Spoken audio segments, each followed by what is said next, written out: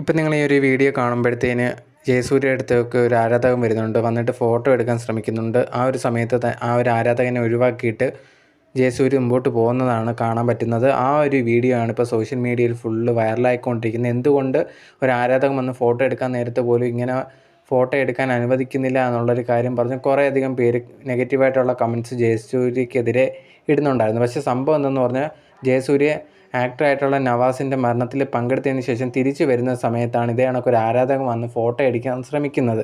ഒന്ന് ആലോചിച്ച് നോക്കണം, മരണത്തിന് വന്നിട്ട് ഇതേ കണക്ക് വെളിയിലേക്ക് വരുന്ന സമയത്ത് ഫോട്ടോ എടുക്കാൻ ആരെങ്കിലും വരും? സാധാരണ നമുക്ക് അത്രയ്ക്കൊരു കോമൺ സെൻസ് ഉണ്ടല്ലോ, ഇങ്ങനെ ഈ ഏത് സമയത്താണ് ഫോട്ടോ എടുക്കാനൊക്കെ ചെല്ലേണ്ടത്, സിറ്റുവേഷൻ അറിഞ്ഞ് പെരുമാറേണ്ടത്. ഇതേ കണക്ക് ഒരു മരണത്തിന് പങ്കെടുത്തതിന് ശേഷം തിരിച്ചു വരുന്ന സമയത്ത് ഇതേ കണക്ക് ഒരാൾ വന്ന് ഫോട്ടോ എടുക്കുമ്പോഴത്തേന് എന്താണ് നമ്മളായാലും സാധാരണ ചെയ്യുന്നത്? അതുമാത്രമേ ജയസൂര്യയും ചെയ്തിട്ടുള്ളൂ.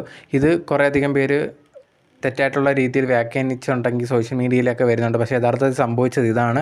ജയസൂര്യ കാണിച്ചതാണ് കറക്റ്റ് എന്നുള്ളതാണ് എനിക്ക് പേഴ്സണലി തോന്നിയത്. ഇങ്ങനെയൊക്കെയുള്ള സമയത്ത് വന്നിട്ട് ഫോട്ടോ എടുക്കുമ്പോഴത്തേക്കും നമുക്ക് സാമാന്യ ഒരു ബോധം വേണം, എവിടെയാണ്, ഏത് സിറ്റുവേഷനാണ് എന്നൊക്കെ ഉള്ളൊരു കാര്യം. വല്ല കല്യാണത്തിനൊന്നുമല്ല വന്ന് ഫോട്ടോ എടുക്കാൻ ചോദിച്ചത്. എനിക്കൊരു മരണത്തിൽ പങ്കെടുത്തതിന് ശേഷം തിരിച്ചു വരുമ്പോഴാണ്.